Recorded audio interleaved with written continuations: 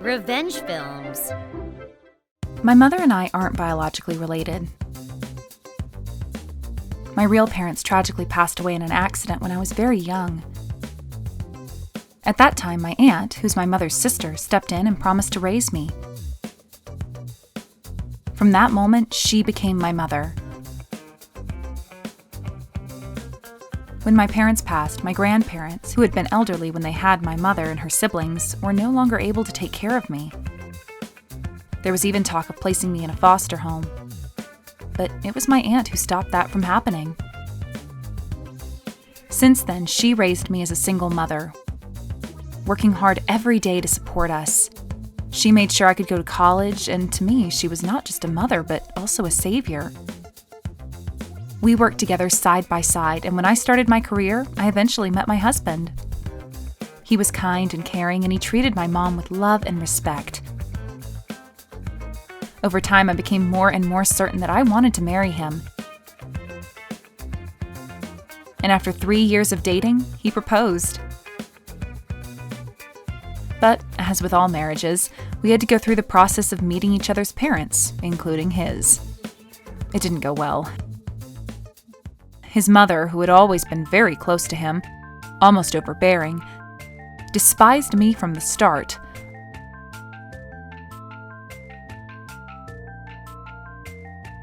I was the one who took him away from her, and she was furious about it. But what really hurt was how she constantly belittled my mother. She mocked the fact that I didn't have my biological parents, and even when I tried to explain that my aunt raised me as her own, she dismissed it, saying like, if your real mom wasn't around, she's not really your mom. My mother, who had worked tirelessly to raise me and had a modest life, didn't meet her expectations. She had to take time off for me when I was sick or when there were school events, so she wasn't able to climb up the corporate ladder. As a result, she worked part-time, but my husband's mother couldn't understand this and would constantly belittle us, saying things like, "If you were a better match for my son, you'd have a family like mine, successful and well off. Why would he marry someone from such a poor family?" Eventually, my husband snapped.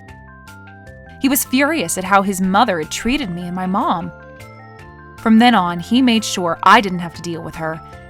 He also stopped visiting his parents as much.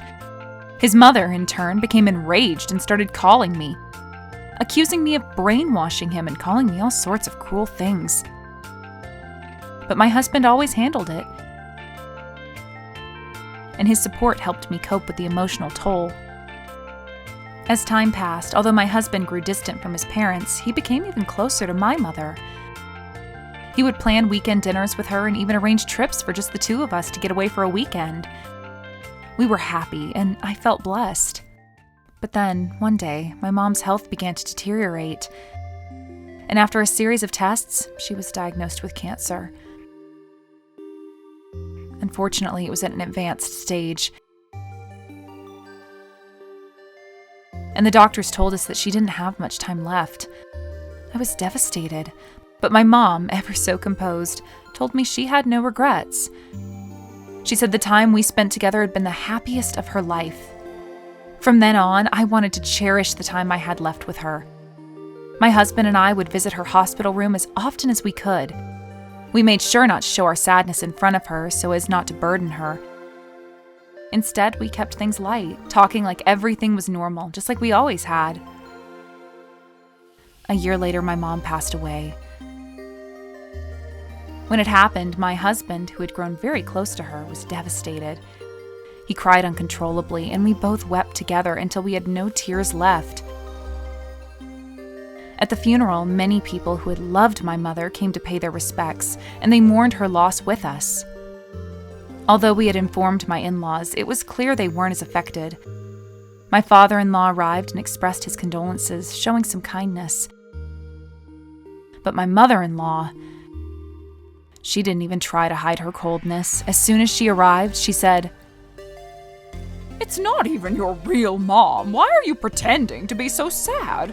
You must be happy deep down because you're going to inherit everything, right?" felt my blood start to boil, but before I could react, my father-in-law stepped in and shouted, "Enough! Shut your mouth!" He calmed the situation down, and I tried my best to regain my composure. Then, as the time for my mom's cremation drew near, I knew that this would be the last time I'd ever see her face. I cried as I desperately tried to memorize every detail of her face, knowing I would never get another chance. Beside me, my husband was sobbing uncontrollably, thanking her for everything she had done for us. That was when my mother-in-law said something I couldn't believe. "You are taking way too long. Hurry up and burn her already. I'm only here because I'm obligated to be, so just get it over with." The room went completely silent. Then my father-in-law, visibly enraged, shouted, "What the fuck is wrong with you? Get over here!" He dragged my mother-in-law out of the room, and although I couldn't see them, I could hear her being yelled at and scolded outside by both him and my husband. A little while later, my husband returned and apologized to me. He told me that he had sent my in-laws home. There was so much I wanted to say to my mother-in-law, but at that moment, I just wanted to peacefully say goodbye to my mom. So I focused on finishing the funeral as quietly and quickly as I could. About a week later, I was sorting through some of my mother's belongings. My mother-in-law suddenly showed up at my house. She had never once visited before, so I was taken aback. What could she possibly want? Then, with an audacity that shocked me, she said something that made my blood boil. "Now, with your mother gone, I'm the only one left. And with the insurance money, you don't need to pay for her hospital bills anymore, right? So you should give all that money to us. Start by giving me $20,000 right now." Her words were so vile that I could hardly process them. I felt my whole body go red with anger, and everything I had been holding in exploded. I lunged at her. At that moment, she started screaming as I grabbed her hair, shouting for help. And one of the neighbors happened to pass by and intervened. Word quickly got to my husband and father-in-law, and they arrived at the scene. After hearing what happened, my father-in-law was beyond furious. He forced my mother-in-law to apologize by making her kneel in front of me. "Apologize now!" He shouted. "Why should I apologize? I have every right to claim what's mine," she snapped back. I couldn't believe what I was hearing from her. Her behavior was beyond disgraceful. But my father-in-law pressed her head to the ground and forced her into a bowing apology, dragging her out of the house. My husband was deeply apologetic for his mother's behavior and kept saying how sorry he was. I knew that neither he nor his father were to blame, but honestly, I was exhausted from dealing with my mother-in-law. By sheer coincidence, my mother-in-law was diagnosed with cancer during a routine health check in the area. What was even more shocking was that it was the exact same type of cancer my mother had. She was devastated to learn that she had cancer, but perhaps because she'd seen how devoted I was to caring for my own mother, she assumed I'd do the same for her. She outright demanded that I take care of everything for her, too. But I had absolutely no intention of doing so. I told her that this was the perfect opportunity for us to cut ties completely. She flew into a rage, screaming that her son would never abandon her. But my husband agreed with me and coldly turned his back on her. When he told her he was cutting ties, she clung to him, begging her beloved son not to leave her. But the look in his eyes as he looked down at her was cold and unforgiving. To make things worse for her, my father-in-law also chose this moment to speak with her.